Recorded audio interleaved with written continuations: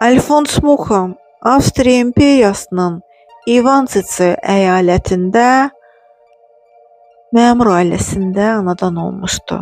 11 yaşında kilsədə xorda oxuyurdu. Kilsədə freska görən Alfons rəssam olmaq arzusuna düşdü. Praqa İncəsənət Akademiyasına daxil ola bilmədi. Venaya getdi.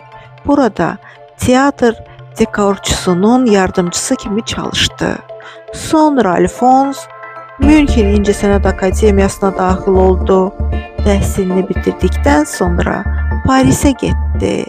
Etiket və afişa işləri görürdü. Yeni il öncəsi tipografiyadan Sara Bernard'ın tamaşası üçün afişa çəkməsi sifarişini aldı. Mucha sifarişi yerinə yetirdi. Afişaya hamı heyran qaldı. Bir gün ərzində o məşhur oldu. Aktrisa və teatrın sahibəsi Sara Bernard onunla 6 illik müqavilə bağladı. Sonda Alfons Mucha öz tərzini tapdı. Həmçinin Alfons Mucha'nın eskizləri əsasında zinət əşyaları da hazırlanırdı. Alfons Mucha çox məşhur idi. O Maria adlı bir qadınla evləndi. Onlar birlikdə 33 il yaşadılar.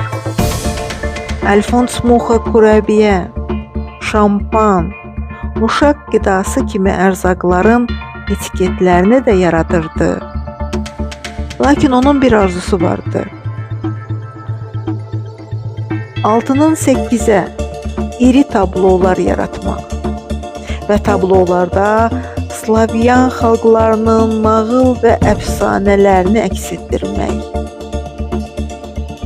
Alfons Mucha Mason cəmiyyətinə daxil oldu. Sonra Amerikaya yola düşdü. Bir müddət orada qaldı. Vətənə dönən Alfons tabloları üzərində çalışmağa başladı. Onun bu ideyası 18 ilini aldı. 1918-ci ildə Çexoslovakiya müstəqilliyinə qovuşdu. Rəssamdan dövlətin gerbinin və pul vahidlərinin yaradılması xahiş olundu. 1939-cu ildə Praqanı faşistlər ələ keçirdi. Onlar rəssamı həbs etdilər. Sorğu-suala dözməyən rəssam 78 yaşında vəfat etdi.